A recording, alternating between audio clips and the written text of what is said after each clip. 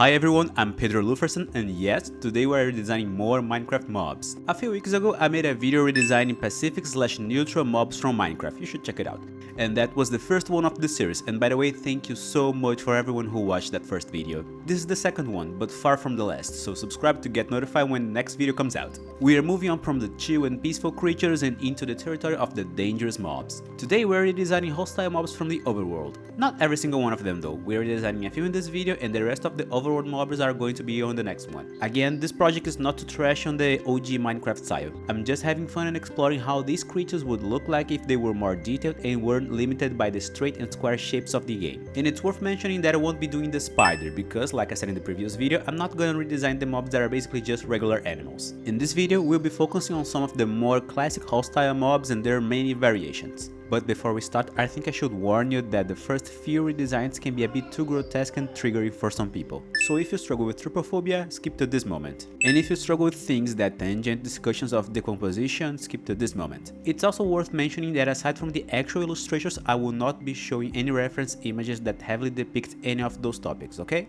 Starting with the one that I have redesigned months ago and before even having the idea for this video, the mob that is arguably the face of the game, the creeper. From all the Minecraft mobs that I have redesigned, this was, I believe, the first and the one I'm most proud of. But first, I should share a bit of the lore behind the creeper. The creation of the creeper was actually an accident. When Notch was coding the pigs, he mixed up the proportions while coding, and the result was a creepy vertical creature that he eventually would use to create the mob we know today. And there was where the main idea sparkled. Since the creeper was a pig that went wrong, my creeper would be a degenerated and mutant version of a regular pig. But you see, the creeper is a fairly simple creature, 4 feet, a big torso and a head, so I applied as much as I could with the little I had, but I still felt like I could do something very cool, and from that I mainly picked 2 elements from pigs to incorporate in the creeper. First, their feet. Pigs' feet are a bit of a weird thing to look at. They look like hooves, but they are actually 4 hoofed toes with only 2 touching the ground. But it worked very well because from almost all angles they look like claws, and I also made them extra pointy to reinforce that, making them look more dangerous and threatening. To match the OG colors, the hooves are almost pitch black, but I smoothed it out with just a little transition so the colors can change more organically. The OG creeper is already automatically unusual, so I stick with the vibe of stubby legs and long torso. But I believe the legs have some level of acceptable coherence if we consider that is a vertical mutant pig. Now for the head, which I think is the part I like the most, I was inspired by pig skulls, mainly the teeth. I gave it no lips to give it this toxic, sick and decaying vibe. And if you pay attention, the shape of its mouth is imitating the shape of the original creeper, just more organically.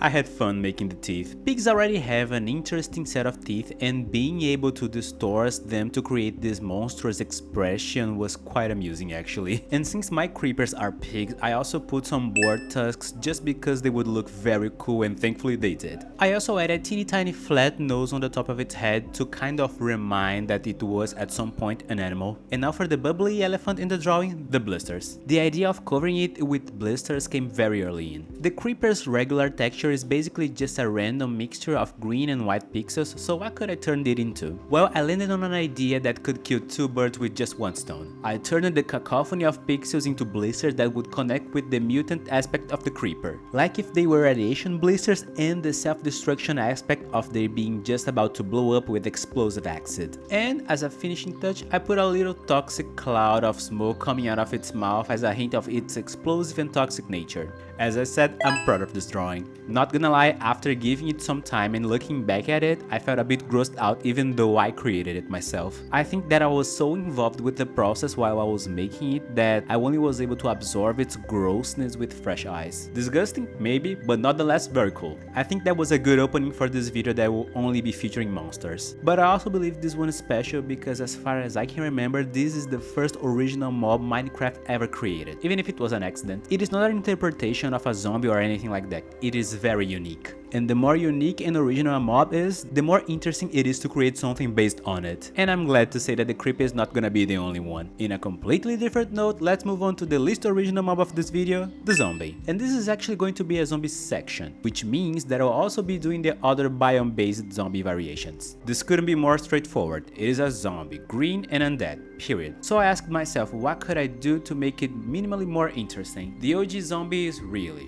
vanilla. So in an attempt to not make the most boring redesign, I made an armored zombie. There is a very reasonable chance that a zombie can spawn with an armor and a sword, so it still works with the lore. And to make it more cohesive, I made the armor and the sword extra old, dented and rusty, almost turning them into zombies of their own. Like they are way past their prime and should have been discarded a long time ago, or as if they were buried with the zombie and, in their own way, are also decomposing. And speaking of decomposition, this is going to be a bit of a constant topic in this zombie section for obvious reasons. For the OG zombie, I didn't do a lot of research and just went for a melty and falling apart effect with the decomposing flesh, with its skin wrinkly and showing the bone underneath on a few spots. But there's just a little detail that I chose to be a bit more accurate: its eyes. The original mob has black eyes, but I went for something a bit more realistic decomposition wise and made it almost white, and I think it gave it a more eerie and soulless look. And this is my zombie. I didn't feel too confident with this one. I mean, I do believe it looks nice, but it lacks a more interesting concept. Much like the LA in the previous video, it is what it is, and it is basic. Now for the next zombie on this list, and the first biome-based variant, the Drowned. This one I was really excited to draw, mostly because when I was sketching it, I landed on this very cool pose, which I swear was not intentional, but it looks a lot like the poses from the creation of Adam, which was very fun and very amusing once I realized. It made me feel more of a sacred vibe coming from the drawing, and like out of nowhere it was more majestic, and I had a feeling that this was going to turn out good. I felt like the underwater lack of gravity could be a good chance to play with the floating shapes like the kelp and the seaweed around it. Almost something similar to flowing hair or fabric, pushing the angel-like inspiration even further. Like what I did with the mushroom and the iron golem in a previous video, making the environment almost taking over the mob opens to so many possibilities. And with the Drowned, I was able to do something similar. I put some seaweed and moss growing on it, and to give it a little bit of color, some corals too. Since Drowns basically stay still until the player approaches them, the idea was that it stayed still for so long that living creatures started growing on it. Now for the dirty details, I did have to look at many pictures of not living people from science websites explaining the many decomposition states that a corpse can go through, which, depending on the conditions like temperature, humidity, light exposure, time, and many other factors, can make a body look wildly different. Again, I'm not gonna show any pictures for obvious reasons, but just know that I did do my research. I often feel drawn to this kind of subjects, so they weren't a pain to look at. Without giving too many gory details, I mostly focus on the swelling that usually happens during decomposition when gases start forming and inflating the layers of tissue, and also the wrinkling of the skin like when our hands and feet are underwater for too long. Another process that I took inspiration from is something called adipocera, which is when the layers of tissue in your body basically turn into a waxy, soapy substance. All of this I used to create this disfigured look, and I also put some cracks and wounds that would leak this bioluminescent turquoise glow that the OG Drowned has. In my head, these are like colonies of bacteria that found a home in its rotten body. And this is my Drowned. I think this mob has the potential to be the most interesting looking mob in this video. Maybe it's the creation of Adam whispering in my ear, but I kinda see certain beauty on it. I don't know if it's my inherent fixation with underwater creatures or maybe just how distinguished decomposition can look underwater. But from the 3 zombie variations, I felt from the get-go that this one had the most potential, especially if we consider how alive, mysterious and diverse aquatic visuals can be. Now for the last zombie variation of this video, the Husk. This drawing was pretty straightforward too, but unlike the OG zombie, I felt like I was actually able to create something more inspiring and creative, but not as much as the Drowned. The Husk, as the name suggests, is a dried version of the regular zombie, so the source of inspiration was right there, mummies. Unlike its hyperhydrated counterparts, mummies sort of have a common place when it comes to their looks. Similar brown, dark and grey color palette, and for its features, well, dry and bony. Simple, but still fun. Like with the dried ghast, this one was all about textures. Lots of playing with the lights and shadows to highlight the bone underneath the skin, and lots of wrinkles on its face and especially around its eyes to make it look extra old. Almost put it in on a place that it can be seen either as a mummy or a very old person. And like with the Drowned, this illustration reminded me of another painting, Migrants by Portinari, which isn't a particularly cheerful reference, but it suits the vibe. For its clothing and weapon, I followed a similar premise, ancient and dry looking. Like if it's been walking on the desert for hundreds of years and the wind, sun and sand were less than kind with it. I gave it a spear even though it's not riding a camel because the other 2 zombies got weapons too, and I didn't want to to repeat this word. This zombie was the easiest to make and I'm very satisfied with how it looks. Some drawings are meant to look clean, but this one is meant to be dirty. I think my favorite detail is its mouth, which up to a point had a full set of teeth. But making some of them missing I think contributes a lot to the old vibe. And the same goes to its uncomfortably long toenails that you know are so dirty underneath. I also like how simple the color palette is with basically just desaturated yellows and browns. Like it makes it look very cohesive as a whole, especially considering that the desert environment you would fight it in. And that's it for the zombies. Whew, I'm done with the composition for now. But before going to the next mob, if you are enjoying it, please subscribe and hype this video. It would make me very happy and you won't miss out on the next video of this Minecraft series. The first video of this series helped me cross the 1K subscribers mark, and for me as a small creator, that meant the world. Now, still with the undead era of this video, let's move on to the skeleton. Much like the zombies, we are having a skeleton section with its many biome based variants, so let's go. If I had little to work with the vanilla zombie, I had even less with the skeleton, which funny enough makes sense. I went from flesh and bones to just bones and bones. It is just a skeleton with a bow. And I mean, there are only so many poses that you can use as reference when you want to show a character using a bow. I didn't want to go too crazy because this is the basic form, but come on, how crazy can you be with this mob? I had quite a journey drawing the skeleton and being very honest, it was a pain. Too many bones with too many tiny details and lines intersecting on top of each other. And by the way, I won't accept any critics like, "Ah, you forgot a phalange," or "this rib is in the wrong angle." Guys, there are too many bones to pay attention to and not enough energy. Thank you very much. I kind of drew a non-stylized skeleton in the beginning to have a solid base close enough to an actual skeleton, but it was far too bland. I thought, well, this is going to be the lamest drawing in this video. But when I finished this base, I set the goal of stylizing as much as possible, throwing away most of the rules and proportions of an actual skeleton and adding a lot of sharp lines and pointy edges. And once I did that, I finally felt this drawing glowing, like, oh, finally you are getting interesting, which was quite a relief. Adding a lot of dark, hard shadows also helped a lot with the textures and the sense of depth of the overall mob. I will say I was able to have a little fun with the bow itself. I did some research to have a broad variety of options in regards to the shape and size of the bow, which is actually going to be a bit of a trend with the other skeletons too. But since this is the classic vanilla skeleton, I thought of going for something relatively predictable and with a smooth curve, but I felt like it would make it far too simple, so I chose a Mongolian bow. It has more details and a more interesting shape to look at, balancing out the simplicity of the skeleton. And this is my skeleton. Considering that I had very low expectations for this redesign, I'm positively surprised. Even though its concept is very simple, I liked how much style I was able to give it. Again, it's a lot of bones, so I'm slightly traumatized, but still alive. Now for the first skeleton variation we are covering in this video, the Parched. From all the skeletons, I think this one was the easiest to draw. The Husk was a dried zombie, basically a mummy. This one is a classic Egyptian mummy, with the bandages and everything. Following the same premise, it's carrying a no triangular Egyptian bow, which by the way I think has such a cool shape. Like, have you ever seen a bow like this? Come on. And again, similar to the Husk, I imagined it walking on the desert for hundreds of years, slowly, dry and tired. It doesn't even have the willpower to properly hold its bow.